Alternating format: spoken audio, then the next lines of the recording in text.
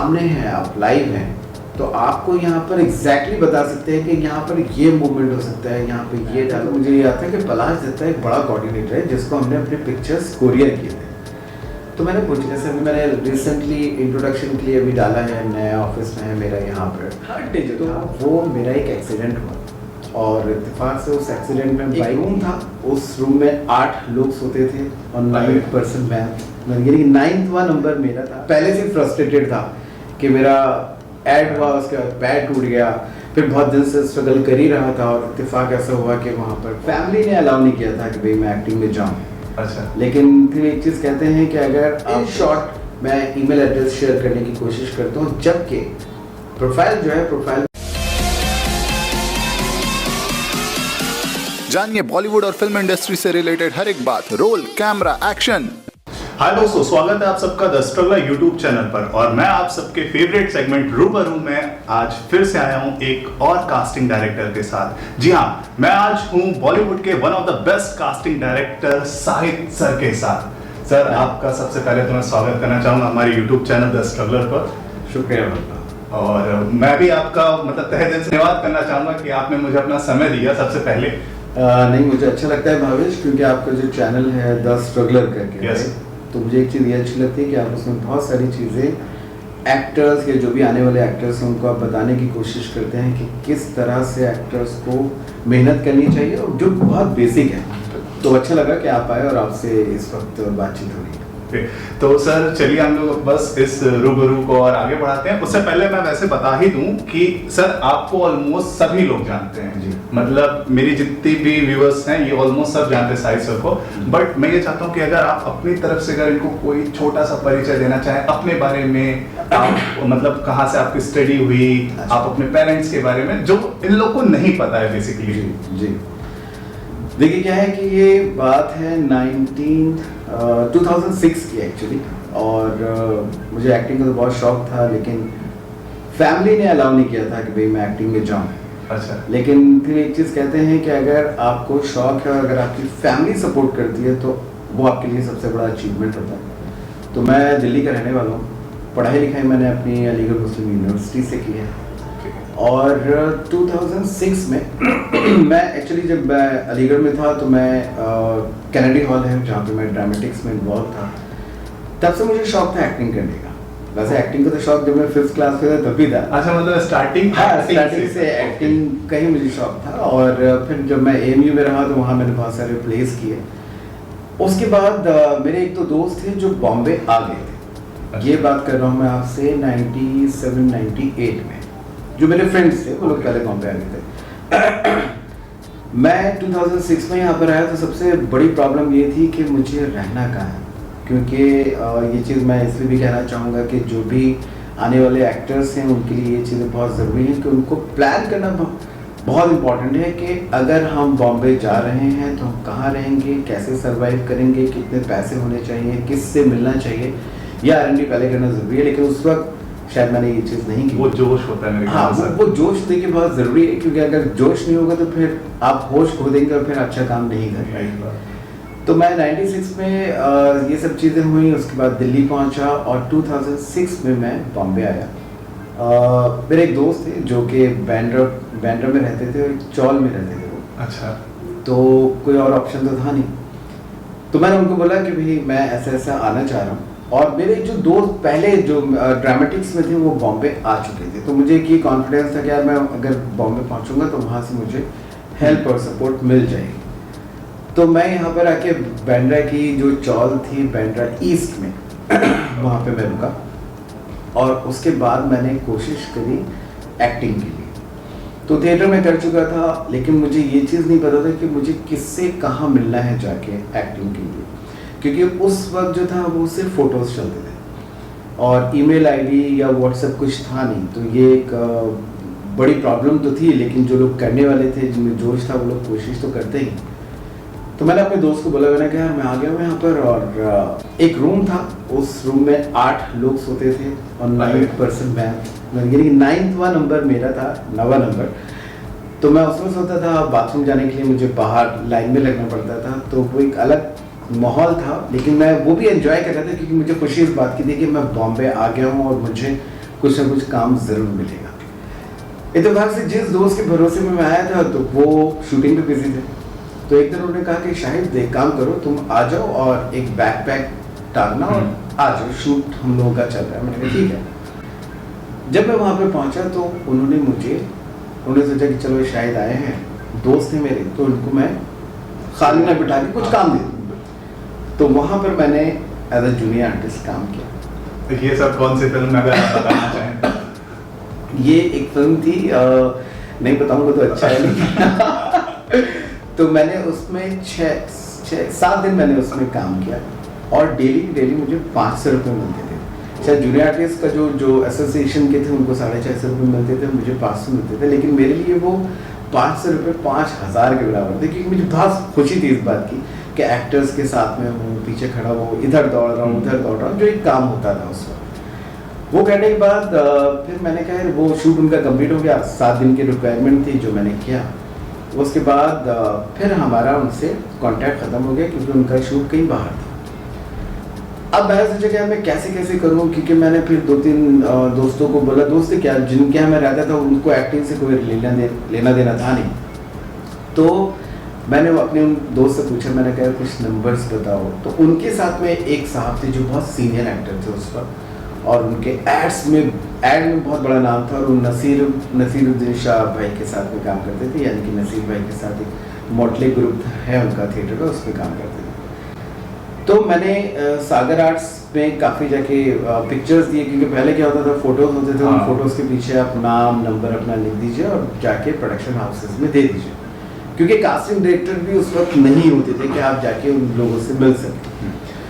तो मुझे सबसे पहले मुझे काम मिला। अच्छा, काम तो क्या मिला, काम मिलने से पहले एक ऐड का मैंने ऑडिशन दिया, और इत्तेफाक क्या था कि जिन साहब मेरे दोस्ती होती गई क्योंकि काफ़ी दिन से रुका हुआ था, तो मैं पृथ्वी थिएटर चला जाता था, वहाँ पे कुछ दोस्त बन गए। उसके बाद फिर ये हुआ कि यार जहाँ जहाँ ऑडिशन हो तो वहाँ पर इंसान दे जाके। तो मेरे पास एक तो पैसे ज़्यादा थे नहीं, क्योंकि घर से जब मैं आया था तो अम्मी की रजामंदी ये हो गई थी कि भाई चलो ठीक है शायद तुम बॉम्बे जाके काम करो, लेकिन पैसे मेरे पास ना के बराबर थे। तो जो भी लड़का बाइक पे जाता था तो मैं उससे फ़ोन पे बात करता था और उसको बोलता था भाई मुझे ले चलना, ताकि बीच में अगर कहीं जाना होगा, कुछ भूख लगेगी तो वो पैसे मैं बड़ा पाव या किसी चीज़ के खाने में यूज़ कर लूँ। तो एक ऐड के ऑडिशन में मैं गया, वो था एशियन पेंट्स का ऐड, और अभिनय देव जी ने वो डायरेक्ट किया था। और तो वो जो लड़का था, गौतम नाम था उसका, डैनी हम लोग उसको प्यार से बोलते थे, वो मुझे लेके गया और उसके लिए वो शॉर्टलिस्ट हो चुका था। वो हम लोग पहुँचे, वहाँ पे बहुत भीड़ थी, और RDP रमेश देव प्रोडक्शन का वो कमर्शियल था। मैंने वहाँ ऑडिशन दिया, बहुत ज़्यादा भीड़ थी, पता चला उस लड़के का नहीं हुआ, मेरा हो गया। अच्छा। तो मुझे खुशी तो होती है भाई आपका इतना एक, और वो भी एशियन पेंट्स का ऐड था। तो हमने फिर उसको 1 हफ्ते बाद हमारा शूट था, बजट डिसाइड हो गया, तो शूट किया। शूट के 2 दिन मैंने शूट किया, उसका अच्छा खासा पेमेंट भी मुझे लॉक हुआ था मेरा, और मुझे ये नहीं पता था कि मेरा वो ऐड बहुत ज़्यादा मशहूर हो जाएगा, या मेरा वो कैरेक्टर या मेरे जो डायलॉग्स हैं वो बहुत ज़्यादा मशहूर हो जाएंगे। तो मैं तो करा, लेकिन जिस दिन मैंने सेकंड जब किया तो लोगों ने मुझे गोद में उठा लिया, अरे शायद बहुत अच्छा किया तुमने। 3rd डे जो था वो मेरा एक एक्सीडेंट हुआ, और इत्तेफाक से उस एक्सीडेंट में बाइक थी, मैं बाइक ले आया था बॉम्बे दिल्ली से, तो वो बाइक मेरे दोस्त चला रहे थे और मैं पीछे बैठा हुआ था। इत्तेफाक से वो एक्सीडेंट हुआ और उसमें मेरा जो पैर था वो टूट गया और हड्डी टूट गई। मुझे उस वक्त एहसास नहीं हुआ, लेकिन रात में मुझे पता चल गया कि हड्डी टूट गई है। फिर मैंने यहाँ पर प्लास्टर करवाया, क्योंकि यहाँ पर तो पैसे नहीं थे। दूसरी चीज़ ये कि मैं घर वालों को बताना नहीं चाह रहा था कि मेरा पैर टूट गया, अदरवाइज मम्मी तो बहुत ज़्यादा और सिस्टर सब परेशान हो जाते। तो फिर मैंने सोचा कि यार यहाँ महंगा भी बहुत है बॉम्बे, पैसे इतने हैं नहीं मेरे पास, तो जहाँ से मैंने पढ़ाई की है AMU, तो मैं वहीं पर ही जाता हूँ और वहाँ जाके अपना ट्रीटमेंट कराता हूँ। उसके बाद मैं यहाँ से मैंने प्लास्टर करवाया और डबिंग करी मैंने अपने उस ऐड की, जिसमें अभिनय सर ने मुझे बहुत सपोर्ट किया, बहुत कोऑपरेटिव है वो करने के बाद जब मैं अपने एक दोस्त को मैंने बोला, मैंने कहा घर पे किसी को नहीं बताना है, दिल्ली मैं नहीं जा रहा हूँ, सीधा अलीगढ़ आ रहा हूँ। उसने मुझे मेरठ से पिक किया, प्लास्टर लगा हुआ था, और सीधा हम हॉस्पिटल पहुँचे। पता चला कि वहाँ पर मेरा ऑपरेशन होगा नेक्स्ट डे सुबह में। अब मैंने सोचा यार सुबह में नेक्स्ट डे ऑपरेशन है तो घर वालों को बताना ज़रूरी, तो रात में बताया। जिस दिन मेरा ऑपरेशन हुआ, यानी कि इस बात को 10-12 दिन हो गए थे, और वो जिस दिन मेरा ऑपरेशन हुआ उसी दिन एड मेरा ऑन एयर हुआ। अलीगढ़ की बात कर रहा हूँ ये मैं आपसे, और वो एड बहुत जल्दी वायरल हो गया और लोगों को वो पसंद आया। अब एक सीनियर डॉक्टर जब होता है उसके साथ में 8-10 जूनियर डॉक्टर्स भी होते हैं, तो वो एड इतना ज़्यादा मशहूर हो गया कि जब वो डॉक्टर सीनियर आते थे तो पीछे वाले डॉक्टर्स सिर्फ ये देखने आते थे, अरे ये वही लड़का है जिसने चमत्कार ताऊ बोला है। तो वहाँ से मुझे बहुत अच्छा लगा और मेरे अंदर एक एनर्जी अलग आ गई थी कि लोग मुझे देखने के लिए आ रहे हैं, मुझे पूछ रहे हैं, तो एक उसकी एक अलग खुशी होती थी। और एक टाइम बाद मतलब ये हुआ कि मैं जब वहाँ से निकला उसके बाद दिल्ली पहुँचा तो लोगों ने मुझे पहचानना शुरू कर दिया। वहाँ से मेरा जो शौक था वो बहुत ज़्यादा बढ़ गया। मेरे पास कॉल्स आने लगे कि भाई आप ये ऐड करेंगे, तो एक होता है हमारे इंडस्ट्री में कि अगर आप ऐड में मशहूर हो जाते हैं या वो ऐड मशहूर हो जाता है या वो कैरेक्टर मशहूर हो जाते हैं तो उनके पास कॉल्स बहुत आते हैं। अनफॉर्चुनेटली उस वक्त कुछ नहीं कर सकते थे, वो सब चीज़ें हुई। इसके बाद में वापस बॉम्बे आया 2007 मतलब 2007 के शुरू में ही फिर मैं थोड़ा लंगड़ा के चलता था। मेरा सेल्फ बाइक का ख़राब हो गया था तो मैं घूम के स्टैंड पे करके फिर मैं किक मारता था, इस तरह से मेरा सब चलता था। एक दिन मैं ऑडिशन देने के लिए गया अधिकारी ब्रदर्स सब टीवी लेन में अधिकारी ब्रदर्स की एक बिल्डिंग है और उनका एक शो चलता था उस वक्त ऑफिस जिसमें पंकज कपूर जी थे। तो क्योंकि सागर आर्ट्स में भी मैं काफ़ी जगह प्रोडक्शन हाउस में पिक्चर्स दे चुका था, और जब मैं वहाँ पर पहुँचा तो रिसेप्शन पे ही उन्होंने बोला कि आप अपनी फ़ोटो छोड़ जाइए क्योंकि ऑडिशन जो है वो शॉर्टलिस्ट लोग उनके चल रहे हैं। तो मैंने फ़ोटोज़ दे दी। जब मैं बाहर आया तो मुझे किसी ने बोला अरे यार उस कोऑर्डिनेटर के थ्रू है, तुम उस कोऑर्डिनेटर का नाम ले लो तो तुम्हारी एंट्री हो जाएगी। तो मैंने कहा ठीक है। उस कोऑर्डिनेटर को मैं इत्तेफाक से एक्सीडेंट से पहले पिक्चर्स दे चुका था। मैं ऊपर पहुंचा, फर्स्ट फ्लोर पे मेरी एंट्री हो गई और वहाँ पे मेरे जैसे कैरेक्टर फेसेस के ऑडिशंस चल रहे थे। तो मैंने सोचा कि मैं ऑडिशन दूँ, तो वो लड़का जो कोऑर्डिनेटर था, नाम मैं नहीं लेना चाहूँगा, तो उसने मुझे बोला अरे तुम यहाँ क्या कर रहे हो। मैंने कहा भाई तुम्हारा ऑडिशन चल रहा है, तुम करवा रहे हो और तुमको मैं पहले पिक्चर्स दे चुका हूँ, तो मेरा देखो जैसे भी होता है। बोला नहीं तुम्हारे लिए यहाँ पे भी कोई परफॉर्मेंस वाली ऐसी कोई चीज़ नहीं है, तुम्हारा ऑडिशन नहीं हो सकता, जब होगा तो मैं तुम्हें बताऊँगा तब आना। तो मैं पहले से फ्रस्ट्रेटेड था कि मेरा ऐड हुआ, उसके बाद पैड टूट गया, फिर बहुत दिन से स्ट्रगल कर ही रहा था और इत्तेफाक ऐसा हुआ कि वहाँ पर पहुँचने के बाद जिस तरह से रूडली उसने बोला तो वो मुझे बहुत हर्ट हुआ और मैंने भी उससे बहुत बदतमीज़ी करी। मैंने उसको बहुत डांटा वाटा, लड़ाई झगड़ा हो गया खतरनाक वाला। उसके बाद वो मैं नीचे गया, मुझे निकाल दिया गया वहाँ से, और नीचे जब मैं पहुँचा तो उसने ऊपर से बोला कि सारे कोऑर्डिनेटर्स पे तुमको ब्लैक लिस्ट करा दूंगा और तुम्हें काम नहीं मिलेगा। तो मैंने वहीं पर उसको बोला, मैंने कहा मैं 1 साल में दिखाता हूँ कि मैं क्या कर सकता हूँ। तो वहाँ से निकला, फिर मेरी आँख में आंसू आ गए। मैंने कहा यार मैं अच्छा एक्टर हूँ, मतलब हर इंसान ये सोचता है कि मैं अच्छा एक्टर हूँ, बट मैंने सोचा कि यार मैं एक्टिंग करता हूँ, मुझसे भी और अच्छे एक्टर्स होंगे, इस तरह से लोग अगर बिहेव करते हैं तो ये नहीं होना चाहिए। उसी दिन मैंने डिसाइड किया कि यार मैं कुछ तो करूँगा इंडस्ट्री में। वहाँ से मेरा वो जो स्ट्रगल होता है वो शुरू हुआ, फाइट वाला, मतलब एक जुनून वाला। और मैंने सोचा कि मैं कोऑर्डिनेटर बनता हूँ, और कोऑर्डिनेटर बनने के बाद क्या है कि लोगों को मैं इस तरह से परेशान नहीं करूँगा जिस तरह से इन कोऑर्डिनेटर ने किया है। और 1 साल के अंदर मेरा बहुत बड़ा नाम हो गया। सर मेरा यही सवाल भी था दूसरा जी कि आपने मतलब आप एज अ एक्टर बनने यहाँ पे आए हो, लेकिन आपने एज अ कास्टिंग डायरेक्टर कब बने और क्यों बने, ये आप उसी लय में जाते तो मुझे लगा एक बार आपसे पूछना। देखिए वही मैं आपको बता रहा हूँ कि मेरा कास्टिंग में मतलब कोऑर्डिनेशन में मेरा बहुत नाम हो गया क्योंकि मैं बहुत सिलेक्टेड काम करता था। मेरा एक पहला कमर्शियल जो था वो ब्लैक मैजिक फिल्म्स के साथ था, दादू उसके डायरेक्टर थे। मेरा एक दोस्त था और उसने मुझे वहाँ पे इंट्रोड्यूस करवाया, एक ईश्वर नाम का एक एडी थे वो वहाँ पर, अभी तो बहुत बड़े डायरेक्टर भी हो गए। तो उन्होंने मुझे हेल्प करी, उन्होंने सपोर्ट किया और उन्होंने कहा शायद ये स्क्रिप्ट है। तो मैंने क्या करा मैं स्क्रिप्ट मैंने पढ़ने के बाद मेरा तब से वो विजन था कि मुझे काम करना है तो अच्छा करना है और सिलेक्टेड करना है। तो मैंने उस हिसाब से एक्टर्स शॉर्टलिस्ट किए जो लोगों के पिक्चर्स आते थे, और फिर मैंने ऑडिशन पे उनको भेजना शुरू किया। तो अमूमन होता क्या है मोस्टली कि अगर जो कोऑर्डिनेटर्स होते हैं वो ग्रुप में डाल देते हैं और एक कैरेक्टर के लिए 50-50 लोग पहुंच जाते हैं। तो मैंने तब से ही ये चीज़ें मेरे दिमाग में थी। मैंने जब मैंने वहाँ पे लोग भेजे तो एक कैरेक्टर के लिए मैंने 3 या 4, बस उससे ज़्यादा लोग मैंने नहीं भेजे। वो पूरी फिल्म थी, वो एक कॉर्पोरेट फिल्म थी और उसमें तकरीबन 17 लोग चाहिए थे, जिसमें मैंने शायद 60-65 भेजे थे। वो किसी भी दूसरे कोऑर्डिनेटर के ना हो कि मेरे ही थ्रू जो लोग गए थे वो सब लॉक हो गए।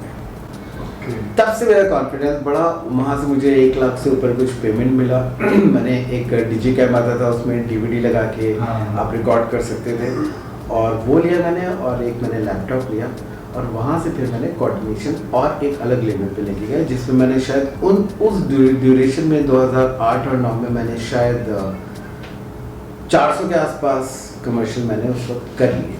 मतलब ये उस समय का टाइम है 2008 या 9 की बात? 2008 या 9 की बात है। तब मैंने commercial as a coordinator, not as a casting director. उसके बाद फिर मैंने सोचा, मैंने कहा यार मैं आया तो एक्टिंग के लिए हूँ, क्या करूँ, छोड़ देता हूँ। तो मैंने कहा नहीं, कोऑर्डिनेशन छोड़ूंगा तो फिर मैं कास्टिंग में ही मुझे आना है। इत्तेफाक क्या हुआ कि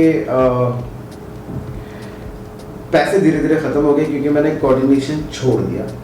कोऑर्डिनेशन कैसे छोड़ा वो भी मैं एक बात बताया तो आपको। एक एक्टर मेरे पास आया, उसने मुझे अपने पिक्चर दिए और नाम लिख के दिया। तो मैंने कहा यार नाम पूरे प्रॉपरली लिख दो और नंबर भी लिख दो।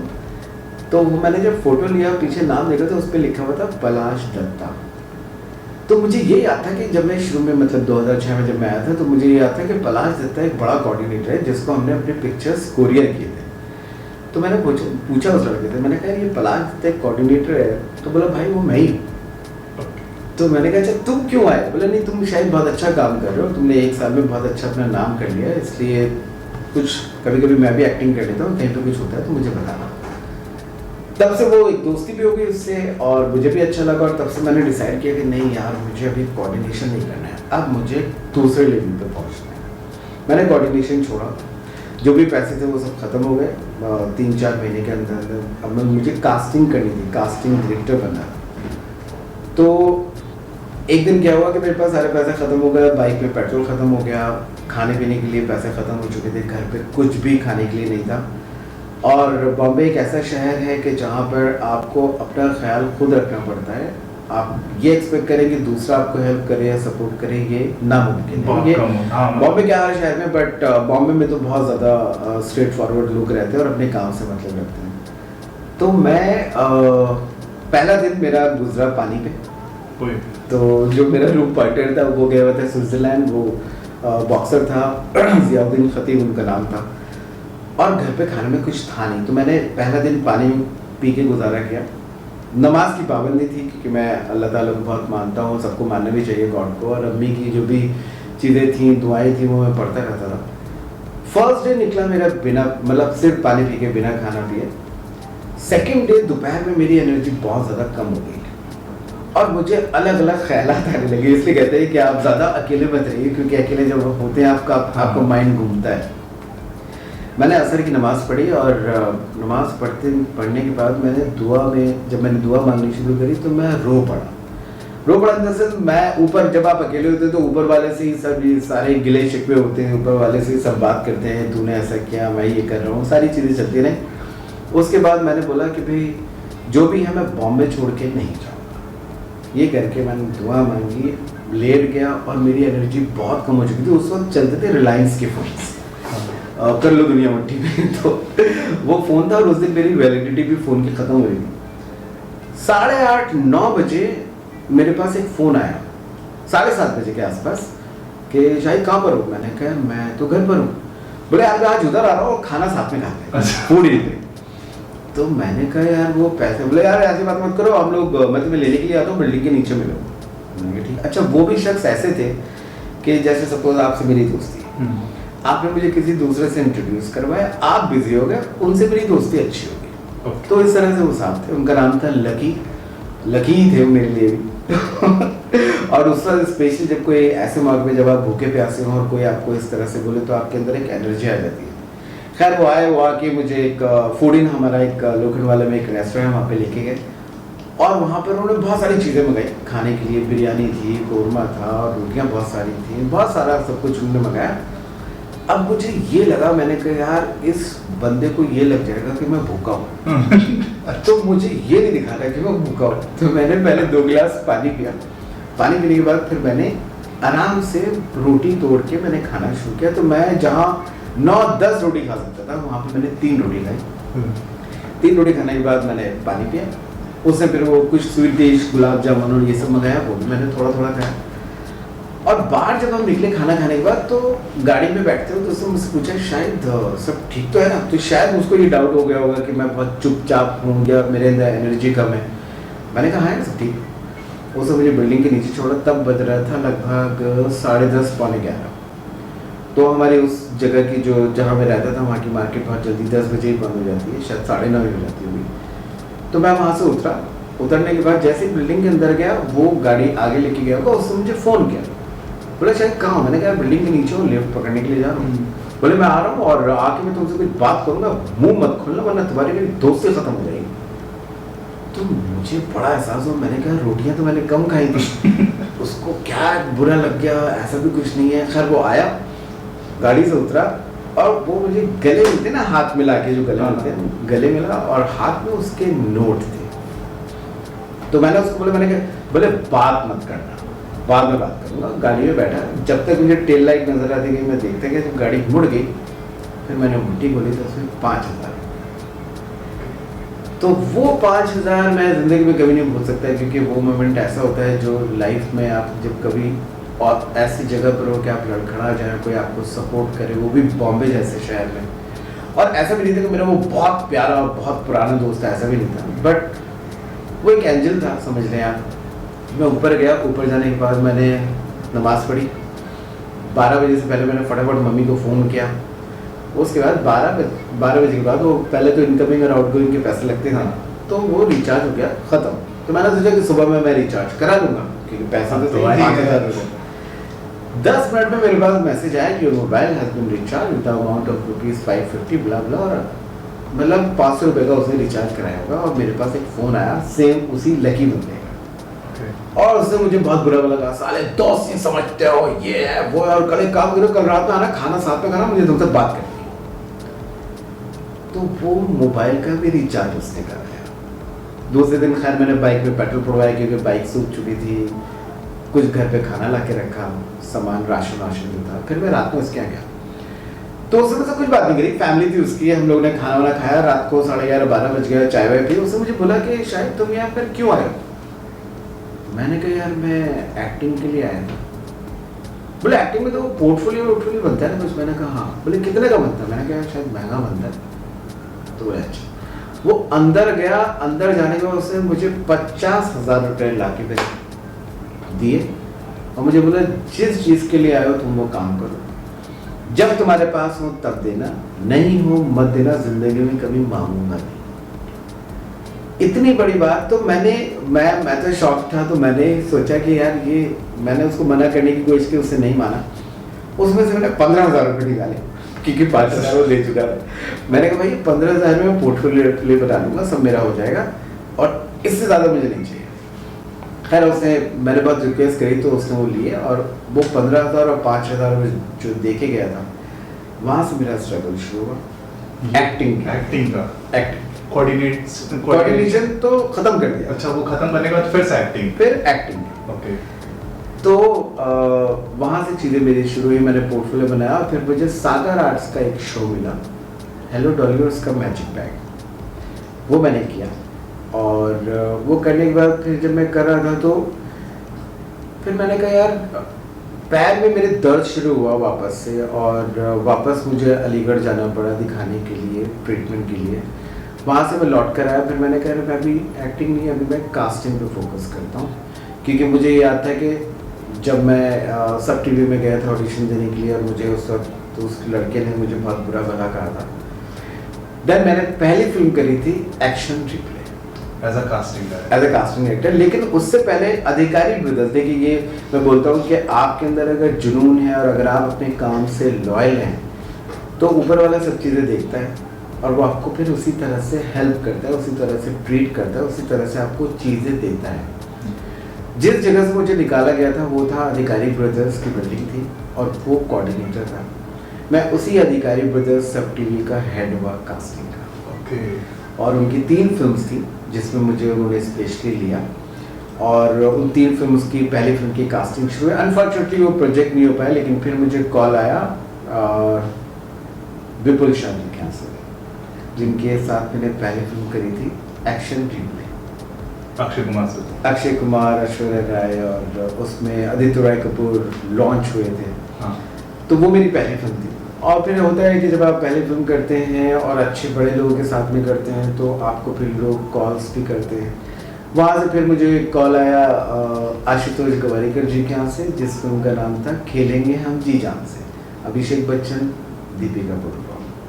बट आपको नॉलेज होना बहुत ज़रूरी है, बिकॉज एक्टिंग मुझे थोड़ी बहुत आती थी, और कास्टिंग का मैं ये नहीं कह रहा कि मुझे बहुत ज़्यादा एक्सपीरियंस था, बट कोऑर्डिनेशन में मैं ये देख लिया करता था, अच्छा ये एक्टर इसमें फिट हो सकता है, ये एक्टर यहाँ पे जा सकता है। वो स्क्रिप्ट की नॉलेज होना आपको ज़रूरी होती है, लेकिन जब आप एक्टर होते हैं तो जब आप कोई भी कहानी पढ़ते हैं या कोई अगर ऑडिशन की स्क्रिप्ट पढ़ते हैं तो आपको एक आइडिया हो जाता है जब आप एक्टिंग में होते हैं कि अच्छा ये ऐसे ऐसे है। तो वहाँ से चीज़ें मेरी शुरू हुई। फिर मैंने अनीस बर्मी जी के साथ फिल्म करी नो प्रॉब्लम। तो एक ही साल में 2010 में मेरी 3 फिल्में रिलीज़ हुई थी, एक्शन रिप्ले, खेलेंगे हम जी जान से, एंड नो प्रॉब्लम। बस वहाँ से चीज़ें शुरू हो गई। अब नो प्रॉब्लम भी बड़ी फिल्म थी क्योंकि उसमें अनिल सर थे, संजय दत्त थे, अक्षय खन्ना थे। No entry. No problem. अच्छा। अक्षय खन्ना थे, हाँ। सुनील शेट्टी थे, सुष्मिता जी थी, कंगना जी थी, बहुत सारे लोग थे। तो वहाँ से वो जर्नी शुरू हुआ, और फिर वो जर्नी जो है वो फिर अच्छा बनता गया, मैं भी मेहनत करता गया। तो एक्टिंग से थोड़ा सा पीछे हूँ क्योंकि मुझे अभी एक्टिंग में नहीं जाना, बट हाँ कास्टिंग में थोड़ा बहुत मुझे लोग प्यार दे देते हैं तो मुझे बहुत अच्छा लगता है। ओके सर, मेरा एक और सवाल था, जैसे कि आप इतने समय से कास्टिंग कर रहे हैं जी, बट ये कास्टिंग का आपका क्या एक प्रोसेस क्या है? देखिए होता क्या है कि वैसे तो बहुत सारे हमारे अच्छे कास्टिंग डायरेक्टर्स हैं इंडस्ट्री में, सबका अपना अपना एक पैटर्न होता है, और मेरा भी पैटर्न कुछ उसी तरह का है, थोड़ा सा शायद अलग होगा। मेरा क्या है कि मेरी टीम जो है वो बहुत डेडिकेटेड है, बहुत जुनून के साथ काम करती है। तो हम जैसे बहुत सारे एक्टर्स हैं जो कम्युनिकेट करना चाहते हैं भाई हम कास्टिंग डायरेक्टर से मिलें, बट अगर कास्टिंग डायरेक्टर अपनी कुछ चीज़ों में बिजी है तो उसकी टीम से मिल सकते हैं। और हमारा क्या होता है कि जैसे मान लीजिए आपने इंट्रोडक्शन दिया और आप हमारे पास जो भी बंच होता है एक्टर्स का, अलग अलग फोल्डर्स होते हैं, वो कैटेगराइज होते हैं फोल्डर्स, उसमें से हम पहले शॉर्टलिस्ट करते हैं। टीम पहले शॉर्टलिस्ट करेगी पिक्चर्स। अगर मैं टीम को ब्रीफ दूंगा कि मुझे इस तरह के एक्टर्स चाहिए या इस स्टेट के चाहिए या इस लैंग्वेजेस के चाहिए, तो वो ऑप्शंस दिखाएंगे मुझे, उन ऑप्शंस को शॉर्टलिस्ट किया जाएगा। तो मैं पहले तो मेरी टीम बताएगी ये सर ये 50 लोग हैं इन कैरेक्टर्स के लिए, उसमें से शायद वो 50 से वो 20 हो जाएंगे जो मैं शॉर्टलिस्ट करूँगा। फिर उन लोगों को इन्फॉर्म किया जाएगा कि हम यहाँ से बोल रहे हैं, एक ये प्रोजेक्ट है, ये डायरेक्टर है, ये प्रोड्यूसर है, इसमें इतने दिन का काम है, ये रोल है, क्या आप करना चाहेंगे? अगर वो वहीं पे बोल देंगे नहीं हमको ये नहीं करना, तो उनको हम थैंक्स बोल देते हैं, और वो बोलते हैं कि ठीक है हम आप बताइए क्या करना है।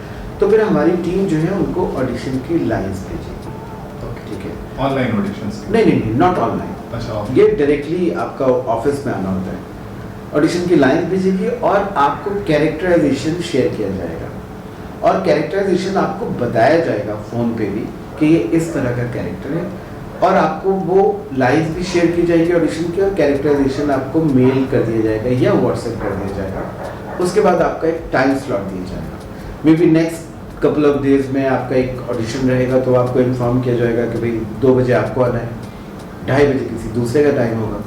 क्योंकि पहली बार जब भी कोई ऑडिशन के लिए जाता है तो नर्वसनेस होती है, उसको लगता है यार पता नहीं मेरा होगा नहीं होगा।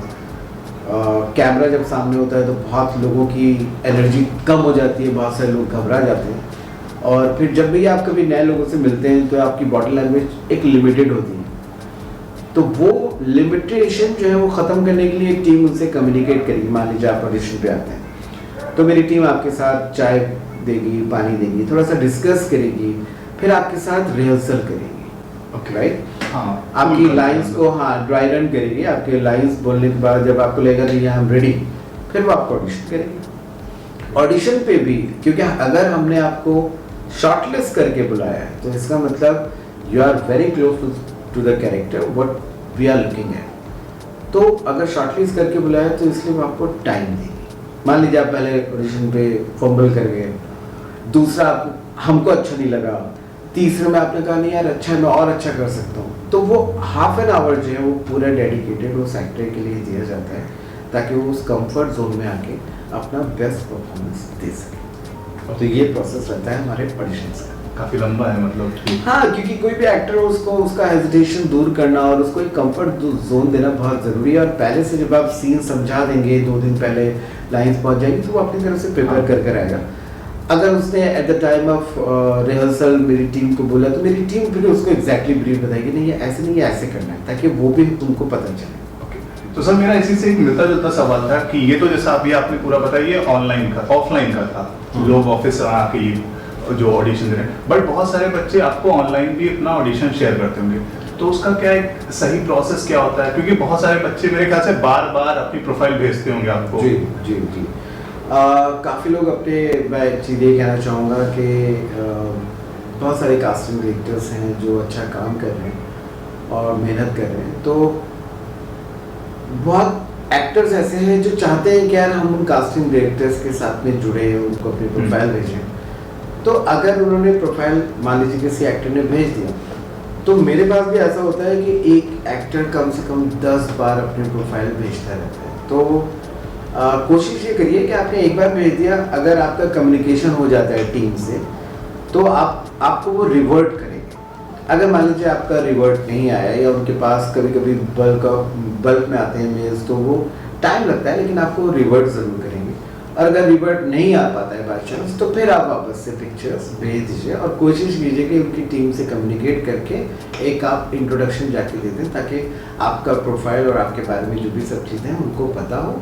और at the time of casting जो है जब वो निकाला जाए, और बहुत सारे ऑप्शंस में उसमें आप भी हैं और आपको फिर ऑडिशन के लिए कॉल आ सके। वैसे जैसे जहाँ तक सर मुझे पता है कि सर आप इंस्टा पे बहुत ज़्यादा एक्टिव रहते हो। कोशिश करता हूँ। आपके भी इंस्टाग्राम पे भी बहुत सारे, देखिए मेरे पास इंस्टा फेसबुक पे बहुत लोग कम्युनिकेट करने की कोशिश करते हैं, लेकिन हम हर एक को जवाब नहीं दे पाते, फिर लोग बहुत सारे नाराज़ भी हो जाते हैं। मैंने मैसेजेस देखे, मैं कोशिश करता हूँ कि रात में किसी वक्त मुझे जब सब सो जाएं तो मैं थोड़ी देर बैठता हूँ, और बहुत सारे लोगों की शिकायतें होती हैं, अरे सर आपने हमारा रिप्लाई नहीं किया, अरे सर आप में एटीट्यूड है। ऐसा कुछ नहीं है, काम बहुत ज़्यादा होता है इसलिए रिप्लाई नहीं कर पाते। और फिर आप अगर हज़ारों लोग हैं तो उनको आप जल्दी से रिप्लाई नहीं कर पाएंगे। आप एक एक करके सबको अगर रिप्लाई करेंगे तो बहुत टाइम लगेगा, लेकिन फिर भी इन शॉर्ट मैं ईमेल एड्रेस शेयर करने की कोशिश करता हूँ, जबकि प्रोफाइल जो है, प्रोफाइल में ईमेल एड्रेस मेंशन है।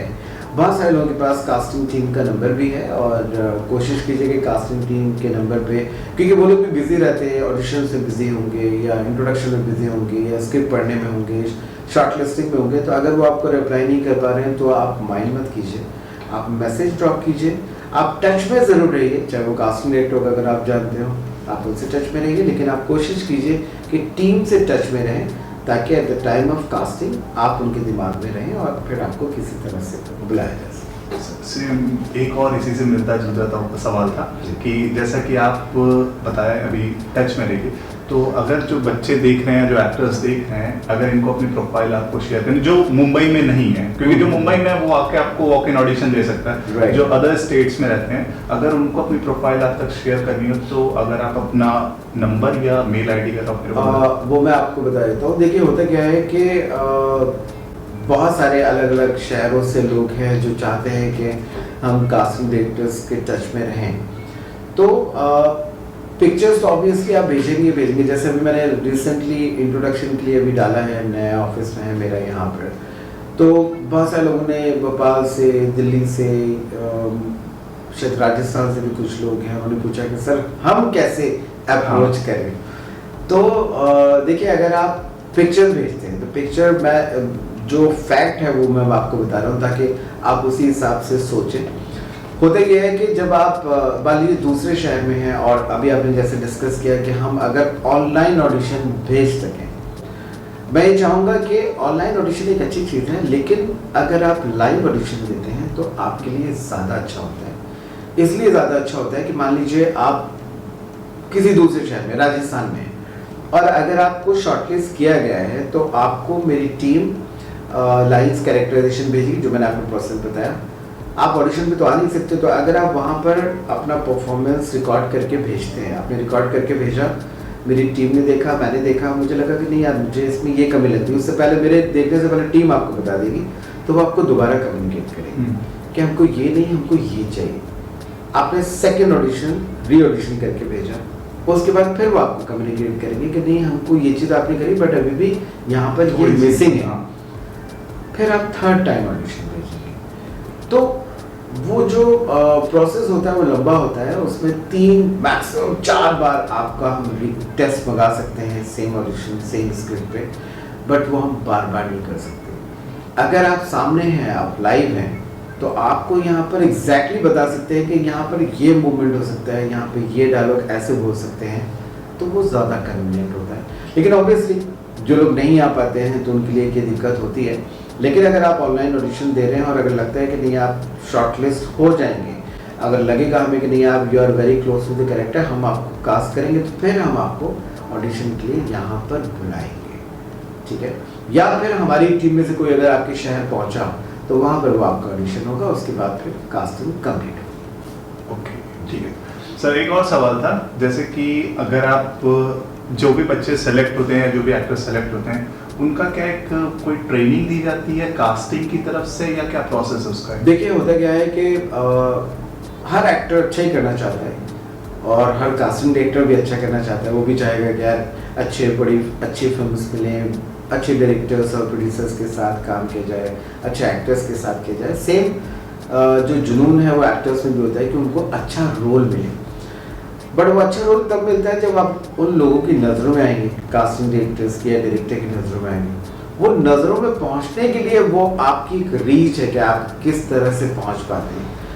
कभी कभी बहुत ज़्यादा टफ हो जाता है, लेकिन ऐसा कोई भी काम, हम लोग पुरानी कहावत है, बुजुर्गों ने भी कहा कि कोई भी काम जो है वो नामुमकिन नहीं है अगर आप वो जुनून और उस लॉयल्टी और उस पैशन के साथ किसी चीज़ में लगे, तो वो करना ज़रूरी है। और जो भी एक्टर से मैं यही चाहूँगा कि जैसे पिक्चर्स अगर आपने भेज दी, आप टच में रहना बहुत ज़रूरी है। अगर आप टीम से टच में रहते हैं, जैसे मैं अक्सर कोशिश करता हूँ कि इंस्टा पे या फेसबुक पे तो कहूँ, बट हाँ इंस्टा पे मैं लोगों को कम्युनिकेट करता हूँ और उनको गाइड करने की भी कोशिश करता हूँ, लेकिन हाफ हार्टेड नहीं होना है। बहुत सारे लोग सोचते हैं कि हमने बहुत जैसे क्वेश्चंस हैं मेरे पास लोगों के कि अरे सर हमने बहुत सारे ऑडिशंस दिए अभी तक कुछ नहीं हो पाया। तो अगर आपने बहुत सारे ऑडिशंस दिए हैं कुछ नहीं हो पाया, तो इसका मतलब कहीं ना कहीं कोई ना कोई कमी हो सकती है। और वो कभी भी कमियां भी 2 तरह से हो सकती है। मे बी ऊपर वाले ने नहीं चाहा है कि आप अभी करें, आपके लिए वो रोल छोटे होंगे, हो सकता है उसने सोचा हो कि आपके लिए बड़ा कुछ हो। दूसरी चीज़ ये कि जब आप ऑडिशन किसी को भी भेजते हैं, कास्टिंग टीम बहुत बड़ी होती है, वो कोशिश करती है कि देखें अगर आपका ऑडिशन अच्छा नहीं हुआ तो हर कास्टिंग डायरेक्टर की टीम शायद आपको नहीं बता पाएगी, बट मेरी टीम या मैं बहुत स्ट्रेट फॉरवर्ड हूँ, मैं बोल देता हूँ कि यहाँ पर आप में ये कमी है, या मेरी टीम आपको बता देगी कि नहीं आपको ऐसे नहीं ऐसे करना चाहिए था, इस पर आप काम कीजिए। तो ये बहुत आपका जो पिछला क्वेश्चन था उसमें आपने एक चीज़ और पूछी थी, मैं मिस कर गया। क्या पूछ रहे थे आप? कि ये बच्चे की मतलब जो ऑनलाइन ऑडिशन देते हैं, हाँ, उसका क्या आप तक पहुंचने का क्या एक तरीका है? हाँ, तो ऑनलाइन ऑडिशन ऑफ कोर्स मैं जैसे आप डिस्क्रिप्शन बॉक्स में मेरा नंबर भी आप डाल दीजिएगा जो कास्टिंग टीम का है, और कास्टिंग टीम का आप ईमेल एड्रेस भी शेयर कर दीजिएगा ताकि आप उस पर पिक्चर्स भेज सकें। और ऑडिशन के लिए मतलब अपडेट जो है वो आपको इंस्टा पे तो मिल ही जाएगा जो भी मेरे ऑडिशंस रहेंगे, बिकॉज अभी एज ऑफ नाउ प्रोजेक्ट्स तो बहुत सारे हैं जो मैं कर रहा हूँ,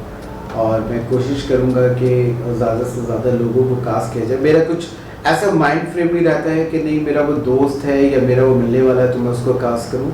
मैं कोशिश करता हूँ कि अगर वो अच्छा एक्टर है और मेरे लुक में फिट है तो हो सकता है शायद मैं अपने दोस्त को पीछे कर दूँ और उस एक्टर को सामने लाके उसके साथ काम करना चाहूँ। ये मेरा अपना है। सर एक सवाल जैसा था कि मैं भी एक नया एक्टर हूँ, मैं भी मुंबई आया हूँ, तो बहुत सारे बच्चे या बहुत सारे एक्टर्स होते हैं वो मुंबई आ जाते हैं, तो अगर आप उनको कोई सलाह देना चाहें, क्योंकि जो होते हैं ना कि बस जोश में आ जाते हैं।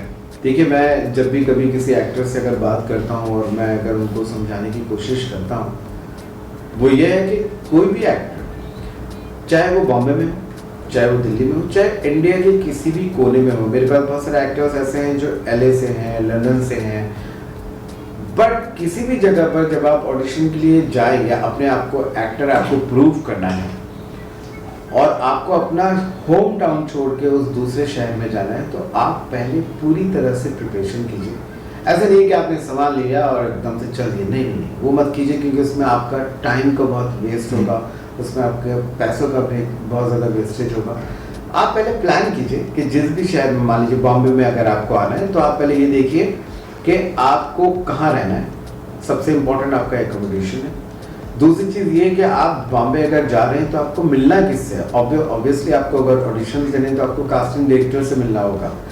उन कास्टिंग डायरेक्टर्स की आप लिस्ट निकालिए, उनके ईमेल एड्रेसेस निकालिए, उनके एड्रेसेस निकालिए, या जो डायरेक्टर्स हैं उनके एड्रेसेस या प्रोडक्शन हाउस के एड्रेसेस निकालिए। बट अभी मोस्टली क्या होता है कि सारी जिम्मेदारी कास्टिंग डायरेक्टर्स पे दे देते हैं। अगर आप किसी भी प्रोडक्शन हाउस में जाएंगे मिलने के लिए, तो डायरेक्टर या प्रोड्यूसर जो भी होते हैं वो बोल देते हैं भाई ये हमारे कास्टिंग डायरेक्टर हैं, आप इनसे कम्युनिकेट कीजिए। तो इस बेटर कि आप कास्टिंग डायरेक्टर्स के ईमेल एड्रेसेस और उनके नंबर्स निकालिए। और बॉम्बे आने से पहले आप ये ज़रूर सॉर्ट आउट कर लीजिए कि मुझे इतने दिन रुकना है, उतना पैसा आपके पास होना चाहिए। क्योंकि अगर या तो आपके पास पैसा है तो आप आके अपार्टमेंट ले लेंगे, फिर आप कन्वेंस जो ट्रांसपोर्ट है वो बहुत इंपॉर्टेंट है कि आपके घर से ऑडिशन कितनी दूर है, वो चीज़ें आपको ध्यान देंगी। दूसरी चीज़, मान लीजिए अगर आपके पास पैसा ज़्यादा नहीं है और आप थोड़ा सा पैसा लेकर आए हैं, तो वो ऑफकोर्स आप किसी अपने दोस्त क्या रुकेंगे, या अगर आपका दोस्त नहीं है तो वो, ये सारी चीज़ें बहुत इंपॉर्टेंट है। इन चीज़ों पे काम करना ताकि जब आप आएँ तो सिर्फ फोकस करें और उसी तरह से फिर लोगों से मिले और ऑडिशंस दें। ये बहुत मैं भी सर, बहुत सारे जैसे बच्चे होते हैं आने के लिए, तो वो मैं उनसे कहता हूँ कि जैसे आराम नगर है, आराम नगर के आसपास वर्सो है, आप वहाँ भी रह सकते हो। हाँ, रह सकते हैं, बिकॉज आराम नगर अंधेरी एक हब है, अंधेरी वेस्ट, यहाँ कॉस्टली है। देखिए कॉस्टली तो है, लेकिन कुछ जगह आपको ऐसे मिल जाएंगे जहाँ डिस्टेंस आप दूर लेंगे आपको इजी हो जाएगा। बट देखिए, आप बहुत सारे लोग ऐसे हैं जो अपने पेरेंट्स के पैसों पर आते हैं, और हर पेरेंट्स बच्चों के ये चाहते हैं कि हमारी औलाद, हमारे बच्चे कुछ अच्छा करें, तो वो मेहनत से कमाया हुआ पैसा होता है, आपको देंगे, आप यहाँ पर आएंगे तो, लेकिन फोकस हो क्या ये, इसलिए मैं बोल रहा हूँ कि पहले से R&D कीजिए, प्रिपरेशन कीजिए, ताकि यहाँ पर आप जो भी टाइम दें वो कहीं ना कहीं यूटिलाइज हो आपकी एक्टिंग से रिलेटेड। अब बॉलीवुड में बहुत सारी चीज़ें हैं, उसमें एक्टिंग भी है, डायरेक्शन भी है, एडिटिंग भी है, सिनेमेटोग्राफी भी है, बहुत सारे ऑप्शंस हैं। जैसे मैं एक्टिंग के लिए आया तो मैं स्विच कर गया कास्टिंग में, तो आप अगर एक्टिंग के लिए आए तो फोकस कर आइए, आपको अगर डायरेक्शन करना है तो ये सारी चीज़ें आपको पहले से प्लान कर आनी होंगी, तभी आप उस पर जुनून के साथ में लग सकते हैं और कामयाब सकते हैं। ठीक, ओके सर, एक सवाल था कि आपका एक ऑफिस दिल्ली में भी है जी, वो क्या अभी रन कर रहा है, वहाँ पे भी कास्टिंग होती है? बिल्कुल होती है। मेरा दिल्ली में ऑफिस है दरियागंज में, और मेरा वहाँ बॉलीवुड पाठशाला जो मेरी क्लासेस है वो वहाँ पर होती हैं। अभी देखिए, इसी चीज़ से मुझे एक चीज़ और भी याद आई कि बहुत सारे एक्टर्स हैं जो मुझे इंस्टा पे भी भेजते रहते हैं पिक्चर्स एंड अपने कुछ ऑडिशन क्लिप्स या उनकी कुछ रील्स बनी होती हैं और उन्होंने कुछ नहीं किया हुआ होता।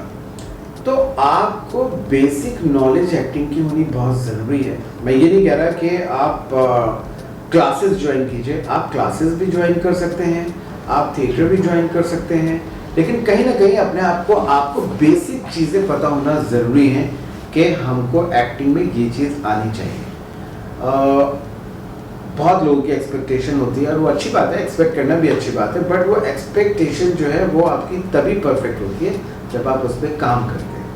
आप में वो काम करने की लगन होगी तो वो आप कर सकते हैं। तो इसलिए पहले से प्रिपेयर कीजिए कि अपने आप को ग्रूम करने के लिए अलग अलग स्क्रिप्ट्स पढ़िए, या स्क्रिप्ट आपके पास नहीं है तो कहानियाँ पढ़िए। आपकी वोकैबुलरी इंपॉर्टेंट होती है बहुत, क्योंकि अक्सर at the time of audition जैसे कैमरा ऑन होता है आपको सारी लाइन्स याद होती हैं, लेकिन जैसे कैमरा ऑन होता है तो आप भूल जाते हैं। तो वो नहीं होना चाहिए। वो कब नहीं होता, जब आप बुक्स पढ़ते हैं, तो बुक्स पढ़ना भी बहुत इंपॉर्टेंट होता है। कहानियाँ पढ़िए, अपने आप वोकैबुलरी अच्छी कीजिए। स्ट्रांगली आपको मैं रिकमेंड करूँगा ये चीज़। ओके सर, जैसा कि आपने समझाया बच्चों को बहुत अच्छे तरीके से समझे, जैसे अब आ गए बच्चे, एक्टर्स आ गए, ऑडिशन दे दिए, सेलेक्ट हो गए। सेकंड लास्ट सवाल ये था मेरा कि जो उनको पेमेंट मिलती है, क्योंकि ऑलमोस्ट सब आ रहे हैं यहाँ पे अर्न करने के लिए, तो वो पेमेंट का क्या प्रोसेस होता है? देखिए क्या होता है कि मैं या और भी कास्टिंग डायरेक्टर्स इन चीज़ों पे काम करते होंगे, बिकॉज कास्टिंग डायरेक्टर जो है वो डायरेक्टर, प्रोड्यूसर और एक्टर के बीच में एक ब्रिज होता है जो कास्टिंग डायरेक्टर क्रिएट करता है। तो आपका मोस्टली जैसे सपोज मैं अगर कर रहा हूँ और मुझे लगता है कि नहीं अगर आप शॉर्टलिस्ट हो गए या यू आर ऑलमोस्ट फाइनलाइज, तो मैं आपको बजट के लिए बोलूँगा, क्योंकि अक्सर हमारे पास बजट आ जाता है कि शायद हमारे पास इससे ज़्यादा बजट नहीं है एक्टर को देने के लिए। तो या तो ईपी प्रोडक्शन की टीम बात करती है, या कभी कभी कास्टिंग की टीम या कास्टिंग डायरेक्टर भी डायरेक्टली बात कर सकते हैं, या कास्टिंग टीम बात करती है कि आपका इतने टेंटेटिवली बजट रहेगा पर डे का। तो अब मोस्टली जो भी पेमेंट होता है वो आपको प्रोडक्शन हाउस से ही पेमेंट होगा, कास्टिंग डायरेक्टर आपको पेमेंट नहीं करता। अगर ये हो गया कि भाई हमारे पास पूरी कास्टिंग आ गई और कास्टिंग के साथ साथ आपको हमको एक बजट दे दिया क्योंकि शायद इतने बजट में सारे एक्टर्स को करना है, तो वो भी हम जिम्मेदारी कोशिश करते हैं कि हम ना लें, क्योंकि एक बड़ी जिम्मेदारी होती है। तो वो प्रोडक्शन हाउस जो पे करेगा वो आपका डायरेक्टली फिर कनेक्शन जो है वो प्रोडक्शन हाउस से रहेगा और वही आपको पेमेंट कर देंगे। मतलब कास्टिंग डायरेक्टर का कोई वो नहीं होता? कास्टिंग डायरेक्टर का बहुत सारे क्वेश्चंस आते हैं मेरे पास कि सर कास्टिंग डायरेक्टर चार्ज करते हैं। कास्टिंग डायरेक्टर कभी चार्ज नहीं करेंगे आपसे। अगर कोई पहले ये बोल रहा है कि हम आपसे पैसे लेंगे, आपको कास्ट करेंगे, तो वो ऐसा नहीं होता है। ना ही कोऑर्डिनेटर, जो अच्छे कोऑर्डिनेटर से कभी ऐसा नहीं करते, और ना ही कास्टिंग डायरेक्टर ऐसा करते हैं। ऑल द वे जाके कोई अगर आपको कास्टिंग डायरेक्टर हेल्प कर रहा है तो वो उसका अपना जेस्चर है, राइट? आप उसके साथ किस तरह से मिल रहे हैं, किस तरह से बिहेव कर रहे हैं, वो चीज़ एक अलग है। भाई यारी दोस्ती है, आपने पूरी कोशिश करके उसको लुक में भी फिट था, अच्छा एक्टर था, आपने कास्ट कर लिया, लेकिन कास्ट डायरेक्टर पैसे मांगे, वो चीज़ नहीं होनी चाहिए और ना ही वो होती है। जो भी कोई अगर आपसे पहले पैसे मांगने की कोशिश करता है, I am talking about coordinators या एजेंसीज, क्योंकि हमारे यहाँ फेक लोग बहुत हैं, तो आप कभी भी पहले पैसा मत दीजिए। आप रोल देखिए, आपका रोल होता है तो फिर जो भी कास्टिंग वाला बंदा होगा वो आपको ज़रूर कनेक्ट कर देगा प्रोडक्शन हाउस से, वो जेन्युइन तरीका होता है। तो आई होप आप लोग समझ गए होंगे। मैं तो ऑलरेडी वैसे बहुत बार बता चुका हूँ, लेकिन आज मैंने इसीलिए सर से ये सवाल पूछा क्योंकि सर बहुत सालों से इस फील्ड में है और उनको बहुत अच्छी तरीके से पता है कि किस तरीके से यहाँ पे होता है। तो अगर आप पहले पैसा दे रहे हैं तो आप लोग समझ लो कि आप लोग बहुत गलत हाथों में जा रहे हो। करेक्ट, ठीक है सर, बहुत अच्छा लगा आपसे बात करके। सर आखिरी का एक और सवाल था, जो आपकी अपकमिंग फिल्म्स हैं, अगर आप उनके बारे में थोड़े देखिए मेरी अपकमिंग फिल्म्स जो हैं, अभी मेरी कल तो रिलीज हो रही है गॉडफादर, सलमान भाई और चिरंजीवी जी के साथ। उसके बाद मेरी 25 को रिलीज हो रही है thank God, Indra Kumar ji director हैं, जिसमें अजय देवगन, सिद्धार्थ मल्होत्रा और रकुल जी हैं। फिर उसके बाद नेक्स्ट मंथ अक्टूबर चल रहा है, राइट? हाँ, नवंबर में मेरी एक वेब सीरीज टेलीकास्ट हो जाएगी, बहुत बड़ी वेब सीरीज है रणदीप हुडा जी के साथ में, जिसमें मैं लगभग मोर देन 400 एक्टर्स कास्ट कर चुका हूँ। तो it's a huge series. But upcoming जो प्रोजेक्ट्स हैं जिन पे मैं काम कर रहा हूँ, वो प्रोजेक्ट बहुत सारे हैं और मतलब मैं गिनती तो नहीं बताऊंगा क्योंकि प्रोजेक्ट्स तो बहुत हैं, लेकिन 7-8 तो मुझे यहाँ नजर आ रहे हैं, उस वाली लेन में कितने हैं वो मैं नहीं बताऊंगा। तो प्रोजेक्ट्स बहुत सारे हैं और ऑफ कोर्स मैं भी ये चाहूँगा कि मैं लोगों के साथ काम करूँ। मुझे भी अच्छा लगता है, अच्छे नए एक्टर्स में मैंने बहुत जुनून देखा है काम करने का, और मैं प्रायोरिटी देता हूँ कि जो अच्छे एक्टर्स हैं उनको कहीं ना कहीं किसी ना किसी प्रोजेक्ट में मैं कास्ट करूँ।